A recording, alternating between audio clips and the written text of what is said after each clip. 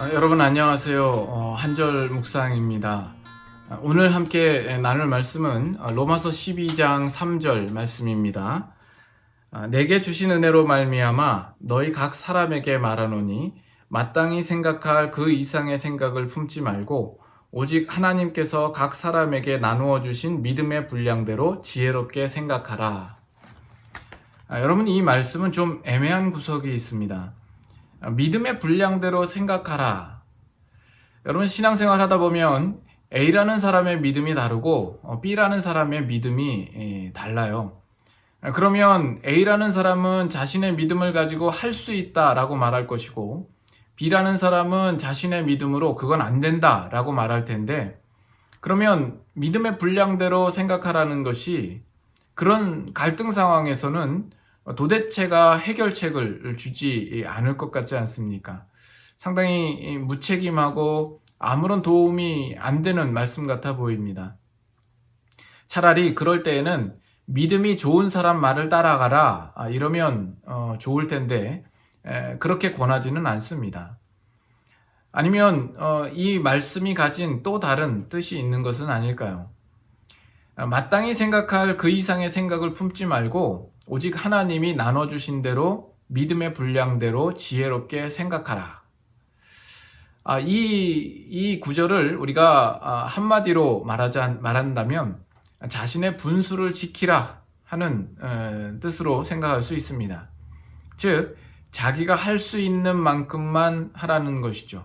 이를 다른 말로 표현하면 자기 자리를 지키라는 뜻도 됩니다. 모든 문제를 자기가 해결하려고 하지 말라 하는 그런 의미입니다. 그러면 어떻게 되는 겁니까? 그러면 그 일이 되는 것은 하나님께서 알아서 이루어 가시겠다라는 의미가 포함되어 있는 겁니다. 아직 이 말이 수긍이 되지 않으시는 분들이 있을지도 모르겠습니다. 그런데 이 구절 시작에 보면 내게 주신 은혜로 말미암아, 이렇게 시작이 됩니다. 사도 바울이 자신에게 주신 은혜로 말미암아 지금 권하고 있는 겁니다. 즉, 바울이 하나님의 은혜를 생각해 보니까 모든 일은 우리의 힘쓰고 용쓰는 결과로 되어지는 것이 아니더라 하는 것을 깨닫는 거죠.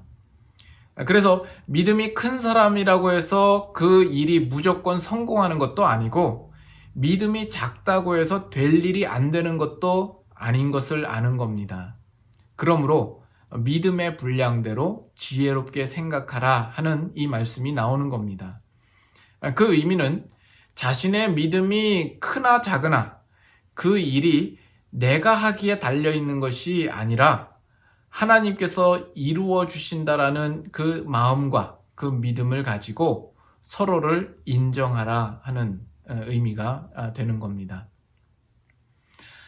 이는 조금 더 깊이 생각하면 자기가 할 수 있는 것을 하고 자기 자리에서 십자가를 진 예수를 뒤쫓으라 하는 의미가 됩니다.